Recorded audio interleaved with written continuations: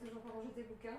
Ouais, en fait, ça déborde ici. Hein. Tu sais, il y en a toujours des nouveaux qui arrivent, donc c'est compliqué. Mais, mais t'as.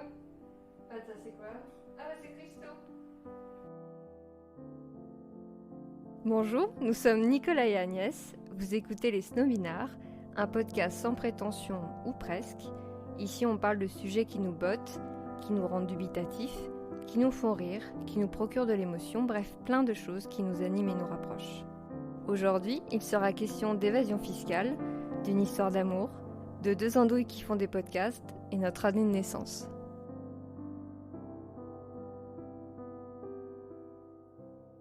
Bon, écoute, là j'ai le bouquin sous les yeux de Christo et Jeanne-Claude. Je voulais savoir si tu avais été voir l'Arc de Triomphe, toi. Ouais, je risquais pas de louper ça. Justement, ils en parlent déjà dans ce livre qui a été paru quelques années même avant que le projet soit mis en place, parce que c'est un projet qui est extrêmement vieux. Et je crois en fait que là, à l'heure où où on papote, ils sont en train de remballer. Ils sont en train de remballer. Est-ce qu'on peut remballer un truc qui est emballé? Ça me fait chier.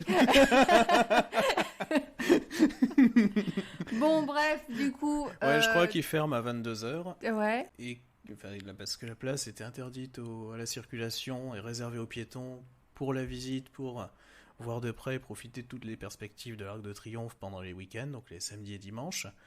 Là, aujourd'hui, on enregistre, on est le 3 octobre. Et en effet, c'est le dernier jour d'exposition et l'installation va commencer à être démontée à partir de demain, donc lundi 4 octobre. J'ai fait quelques recherches sur Internet, en bonne élève que je suis. Et le projet, en quelques chiffres, c'est 25 000 m² de tissu recyclable, alors attention, en polypropylène argent bleuté, 3 000 mètres de corde rouge, et il a fallu 50 cordistes pour déployer la toile à partir de rouleaux de 8 mètres de large, pesant plus d'1 tonne. Oui, ça commence à être une sacrée installation. Et je comprends mieux les quelques vidéos qu'on a vues sur la mise en place, où on voit en effet les cordistes qui descendent. Et ce qui est assez marrant, c'est qu'il faut qu'ils soient de chaque côté de l'Arc de Triomphe, ils étaient tous synchronisés, donc avec plusieurs largeurs de tissu. Et franchement, la vidéo est assez impressionnante, ça mérite d'être vu. Il y en a, je crois, 2 ou 3 qui ont été réalisés sur la mise en place de l'installation. Moi, je voulais d'abord te parler d'une histoire d'amour. Bon, il y a quand même un lien, hein, je vais pas te raconter ça comme ça. Je vais te parler de l'histoire d'amour entre Jeanne-Claude et Christo, parce que ils étaient quand même mari et femme.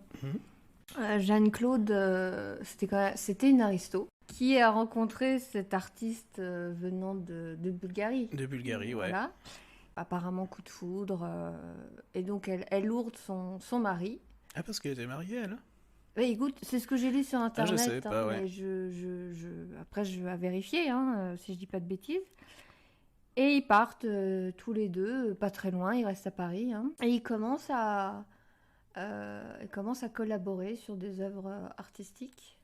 Oui, ils ont fait toute leur carrière ensemble, en fait. On peut pas parler de Christo sans parler de Jeanne-Claude, c'est un vrai duo d'artistes.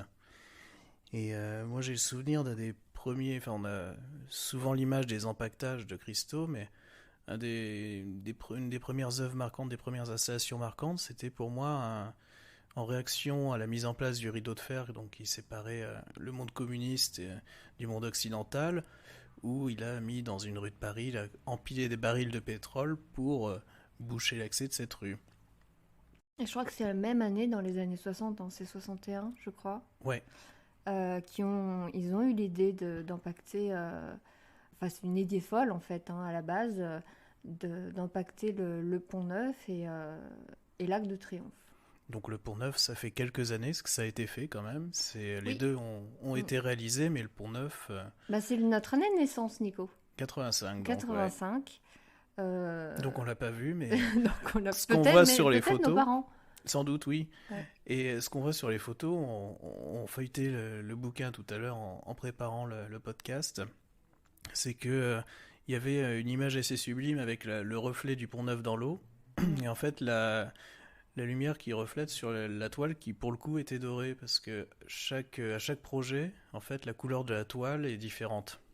Ouais, alors l'idée est venue dans les années 60, mais il s'est passé quand même des décennies avant de voir les œuvres monter, on va dire, si je puis dire. Oui, parce que le rêve est facile, mais la réalisation est difficile, et pas seulement d'un point de vue technique, parce que tu parlais tout à l'heure des quantités de tissus, des masses de tissus et des cordistes, enfin, c'est des gens spécialisés qu'il faut pour mettre en place un tel projet, mais il y a aussi surtout Bah, les les autorités. barrières administratives, ouais.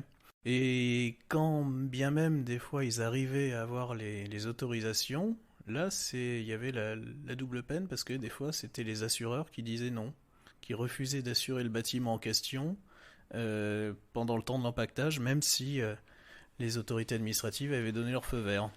Donc ça explique que il y a certains projets qui ont mis des années, voire des décennies à être mis en place.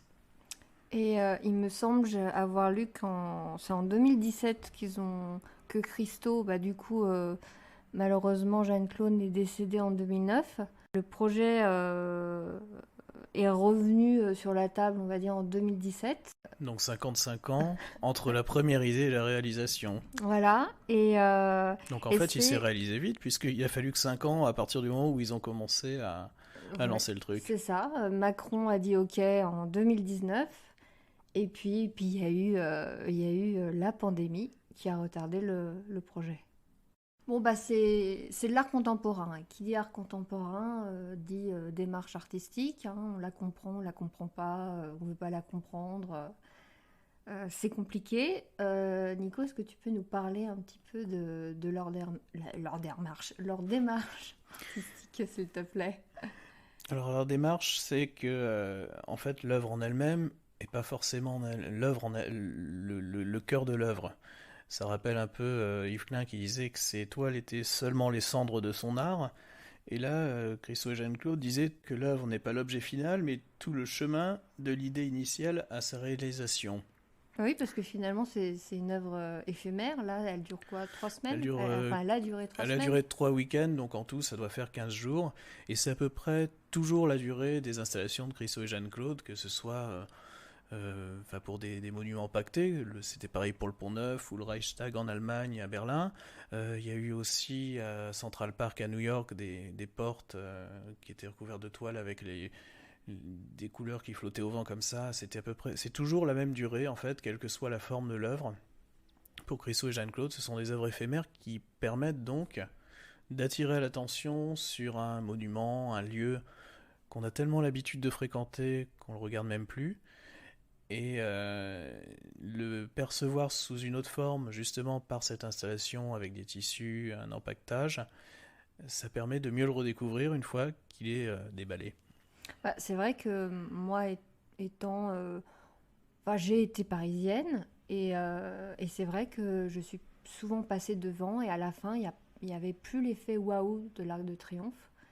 Et là, je me suis mis un peu à la place des touristes et j'ai revu ce monument. J'ai eu de l'intérêt pour lui. Ouais, c'est ça, c'est un quartier où, enfin, je sais pas toi, mais j'y vais plus sur les Champs-Élysées, sauf quand j'y vais pour des raisons professionnelles ou que j'ai un rendez-vous là-bas, mais c'est un quartier dans lequel, qui est tellement touristique que finalement on l'écarte de Paris parce que il est vu, revu, reconnu, et on n'a plus envie d'y jeter un œil. Bon, alors cette œuvre a suscité beaucoup de réactions négatives, positives. Par exemple, j'ai vu dernièrement une interview de Camille Lelouch dans La boîte à questions sur Canal+. Elle disait que ça lui plaisait pas du tout parce que ça l'angoissait qu'on recouvre un monument qui, selon elle, est sublime. Bon, c'est vrai, elle a pas tort, et culturel. Pour elle, ça se faisait pas qu'on recouvre des gens décédés. Emballer les gens décédés, c'est pour mieux leur redonner gloire, leur redonner lumière quand l'installation est déballée. Moi, j'ai lu d'autres réactions sur les réseaux sociaux, principalement Twitter et un peu Facebook aussi, où la critique qui revenait le plus souvent, ça concernait le financement de l'œuvre de Christo et Jeanne-Claude, qui a réclamé un budget de 14 millions d'euros. La remarque qu'on voyait souvent, c'était ça allait coûter cher aux contribuables et qu'on n'avait pas besoin de ça en temps actuel. Alors, c'est facile de répondre que aucun argent public n'a été mis en œuvre puisque c'est que de l'argent privé. Alors, on a eu encore la remarque que oui, mais si c'est des mécènes, c'est pour de l'évasion fiscale, etc. Et non, ça, c'est un argument qui ne marche pas non plus, puisque ce sont des œuvres toujours qui sont autofinancées. Christo et Jeanne-Claude ont toujours refusé le mécénat et les donations. Donc c'est financé grâce aux ventes de travaux préparatoires, des lithographies, etc. Donc c'est vraiment, j'irais pas dire que Christo et Jeanne-Claude sont des bienfaiteurs, mais presque, puisque en fait leur budget, leur plaisir de donner cette œuvre, en fait, profite à tout le monde. C'est presque une forme de générosité, j'ai envie de dire. Oui, parce que finalement, ça a quand même, pardon, hein, mais créé des emplois. Enfin, il y a eu les cordistes. Les Et cordistes. aussi, j'ai vu, alors je ne sais pas si c'était bénévole ou pas, mais il y a des médiateurs autour de l'Arc de Triomphe qui répondent aux questions des passants et donnent des petits bouts aussi de tissu. Et puis, il y a tout un stand où ils vendent tote bags, etc. Alors, par contre, je sais pas, après la vente, ça doit être remis dans les caisses Alors ça, de Christo, mais je sais pas de feu exactement comment ça Christo marche, et ouais. Jeanne-Claude, Et ensuite, il y mais, a aussi tous les journalistes qui en ont parlé, les bouquins qui ont été édités pour l'occasion, et puis deux en deux qui font un podcast. complètement. Alors, on parle des réactions des gens, et moi je voudrais avoir ta réaction, Nico. Est-ce que tu as aimé Est-ce que tu restes dubitatif Alors moi j'ai Dis-nous aimé, tout.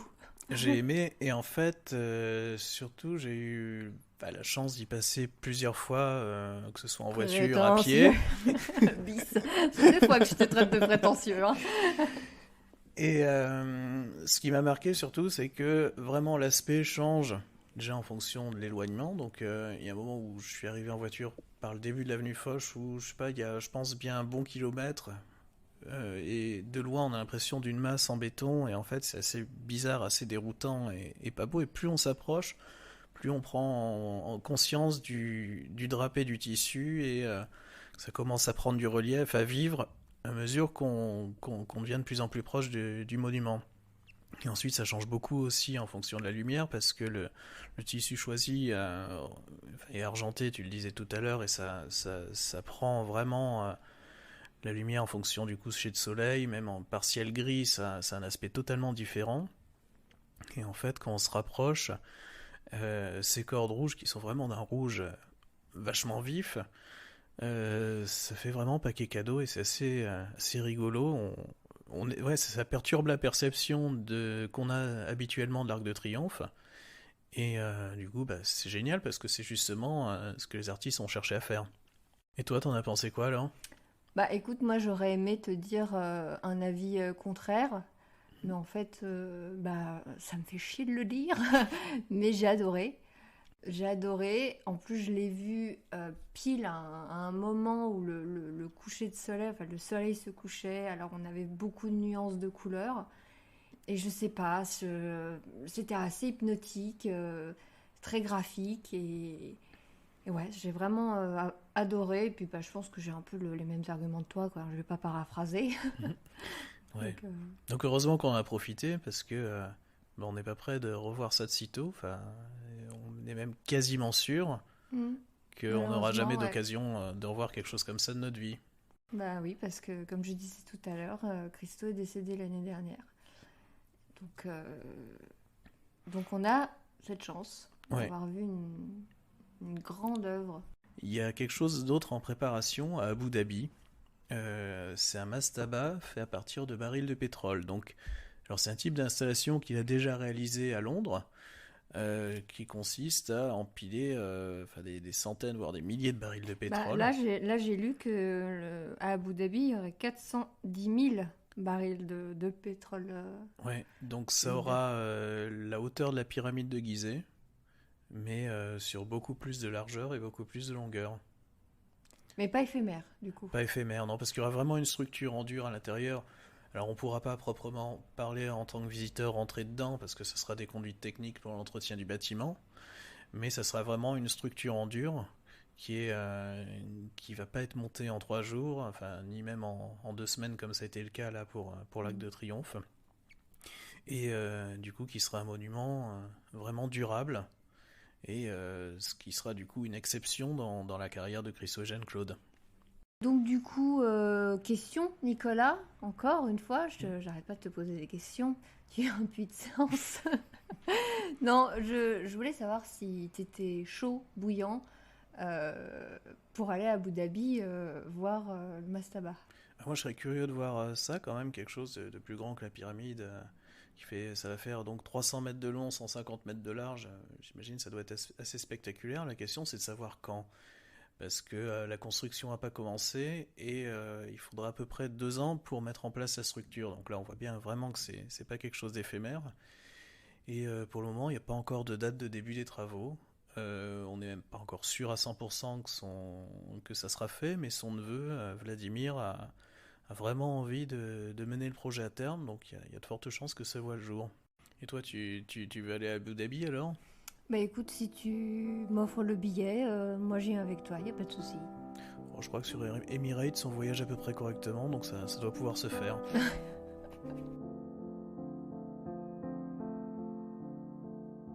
Merci beaucoup d'avoir écouté jusqu'au bout un des premiers épisodes de notre podcast, fait avec amour et non sans quelques maladresses, mais comme on dit, c'est en forgeant qu'on... Oh ta gueule!